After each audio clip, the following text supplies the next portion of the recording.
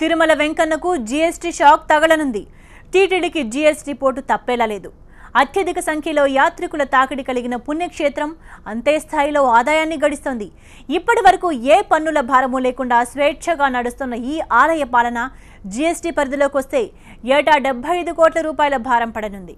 లడ్డూ ప్రసాదం, తలనీలాలు, అద్దెగదులు, ఆర్జిత సేవలు వంటివి భక్తులకు భారం కానున్నాయి.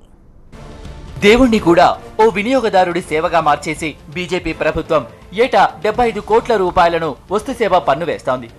మరి మిగిలిన మతాల ఆధ్యాత్మిక సంస్థలు, బోర్డులు వాటి సంగతేంటి? హిందూ మత రక్షకులమని చెప్పుకునే బీజేపీ హిందూ దేవాలయాల భక్తుల మీదే ఎందుకు దాడి చేస్తోంది? ఇది సబబు కాదని టీడీపీ రాష్ట్ర ప్రభుత్వం నెత్తి నోరు కొట్టుకుంటున్నా జీఎస్టీ కౌన్సిల్ వింటం లేదు. శ్రీవారి ఆస్తులు, సేవల మీదే మోదీ ప్రభుత్వం దాడి మొదలు పెట్టింది.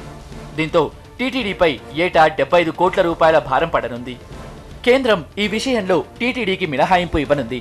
దీంతో జీఎస్టీ చెల్లించక తప్పదనే అంచనాలతో అధికారులు సంబంధిత అధికారిక లాంఛనాలను పూర్తి చేయడంలో తలమునకలయ్యారు. జీఎస్టీ చెల్లింపు తప్పనిసరైతే ప్రసాదాలు, అర్జిత సేవలు, గదుల అద్దెలు పెంచే అంశానికి చెందిన నివేదికలను టీటీడీ పరిశీలిస్తోంది.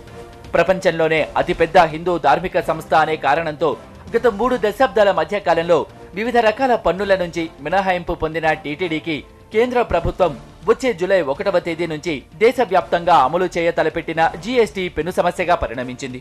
అయితే తిరుమల క్షేత్రం విషయంలో దివ్య ప్రసాదమైన లడ్డూల విక్రయానికి, తలనీలాల అమ్మకానికి 1000 రూపాయల లోపు అద్దె వసూలు చేసే కాటేజీలకు, వసతి గృహాల గదులకు మాత్రం జీఎస్టీ నుంచి మినహాయింపు లభించే అవకాశం ఉన్నట్లుగా ఆర్థిక మంత్రి మాటలను బట్టి తెలుస్తోంది. ఏటా కనీసం 75 కోట్ల రూపాయలను జీఎస్టీ కింద చెల్లించాల్సి వస్తుందని తెలిపింది.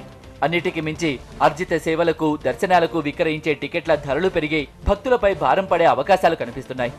ఇవి కాక తిరుపతిలో, తిరుమలలో ఉన్న 7000 గదులలో దాదాపు 3000 గదులపై జీఎస్టీ భారం పడే అవకాశాలు ఉన్నాయి. ఈ నేపథ్యంలో లడ్డూ ప్రసాదాల, అర్జిత సేవల, అద్దె గదుల ధరలను పెంచడానికి ఏర్పాటైన గత ధర్మకర్తల మండలిని నియమించిన కమిటీ రూపొందించిన నివేదిక అమలు కోణంపై టీటీడీ దృష్టి సారించింది. అదే జరిగితే టీటీడీకి విధించే జీఎస్టీతో ప్రతిరోజు తిరుమలకు వచ్చే వేలాది మంది యాత్రికులపై పెనుభారం పడే సూచనలు కనిపిస్తున్నాయి. తిరుమల వెంకన్నను జీఎస్టీ వదలటం లేదు. ఇప్పటికే ఎన్నో ఉచిత సేవలతో తమదైన ధార్మిక కార్యక్రమాలు నిర్వహిస్తున్న టీటీడీపై జీఎస్టీ అమలుతో మరింత భారం పడనుంది. వాస్తవానికి 2003లో అమల్లోకి వచ్చిన వ్యాట్ చట్టం ప్రకారం మతపరమైన ధార్మిక సంస్థలకు మినహాయింపు వచ్చింది. సుప్రీంకోర్టు విధి విధానాల ప్రకారం ఆయా రాష్ట్రాలు అమలు చేసే వ్యాట్ చట్టం పరిధిలో ధార్మిక సంస్థలకు మినహాయింపు ఉంది. అయితే జూలై 1 నుంచి అమల్లోకి రానున్న జీఎస్టీ మతపరమైన సంస్థలకు ఎలాంటి మినహాయింపు ఇవ్వలేదు. కేవలం ప్రసాదాల అమ్మకం మినహాయించి ఇతర రాబడి వసూళ్లపై పన్నుభారం మోపక తప్పదని ఇప్పటికే కేంద్రం స్పష్టం చేసింది. దీంతో శ్రీవారికి కూడా పన్నుపోటు తప్పడం లేదు.